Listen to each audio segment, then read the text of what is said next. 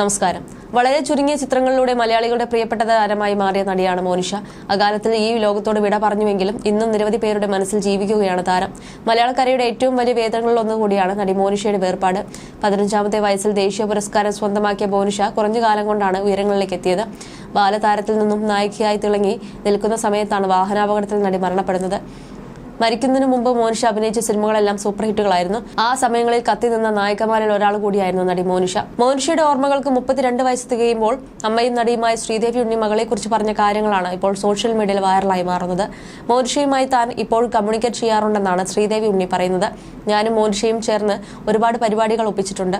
അവൾ ഭയങ്കര കുസൃതിയാണ്, ഞാനും കുസൃതിയാണ്. ഞങ്ങൾ രണ്ടുപേരും കൂടി ഓജോ ബോർഡൊക്കെ വെക്കാറുണ്ടായിരുന്നു. എന്നിട്ട് സ്പിരിറ്റിനെ വിളിക്കും. ഇങ്ങനെയൊക്കെ കുറെ പരിപാടികൾ ഞങ്ങൾ ഒപ്പിച്ചിട്ടുണ്ട്. ഓട്ടോമാറ്റിക് റൈറ്റിംഗ് ഉണ്ടായിരുന്നു. അതിലിങ്ങനെ മെസ്സേജ് ഒക്കെ ഇടും, ചിത്രങ്ങൾ വരയ്ക്കും. പാരാസൈക്കോളജിയാണോ എന്താണെന്നൊന്നും അറിയില്ലായിരുന്നു. നമുക്കൊരു എന്റർടൈൻമെന്റ് പോലെയാണ് ചെയ്തിരുന്നത്. മോനിഷയുമായി ഞാൻ കമ്മ്യൂണിക്കേറ്റ് ചെയ്യുന്നുണ്ടോ എന്ന് ചോദിച്ചാൽ ഉണ്ട്, പക്ഷേ പ്രൂഫ് ചോദിച്ചാൽ എനിക്ക് തരാനുണ്ടാവില്ല. സൈക്കോളജിക്കലാണെന്നും ചിലപ്പോൾ ആളുകൾ പറഞ്ഞേക്കും. ഒരു സൈക്കാട്രിസ്റ്റിന്റെ അടുത്ത് പോയാൽ അവർ പറയും നമ്മുടെ സബ് കോൺഷ്യസ് മൈൻഡിൽ കിടക്കുന്നത് തന്നെയാണ് തോന്നുന്നതെന്ന് ആയിരിക്കാം. മർജ് ചെയ്ത് പോയിരിക്കുന്നതാണ്. ഞാൻ വളരെ സെൻസിറ്റീവാണ്, മനസ്സിലുള്ളത് മുഖത്ത് വരും എന്നാണ് മകളെക്കുറിച്ച് ശ്രീദേവി ഉണ്ണി പറഞ്ഞത്. 1992 ഡിസംബർ 5-നാണ് മോനിഷയും അമ്മയും സഞ്ചരിച്ചിരുന്ന കാർ ബസ്സുമായി കൂട്ടിയിടിച്ച് അപകടമുണ്ടാകുന്നത്.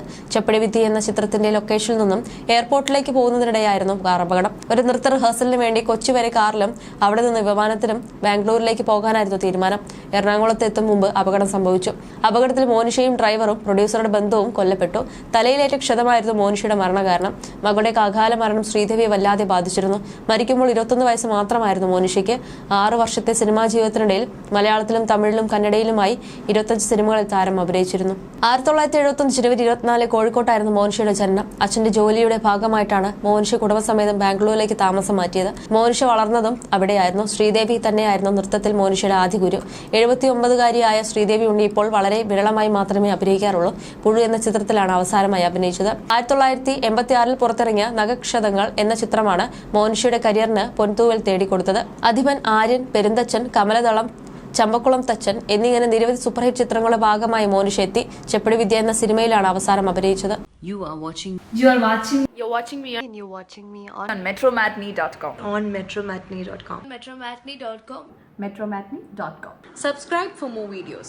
Subscribe here for more videos. Subscribe now. Thank you.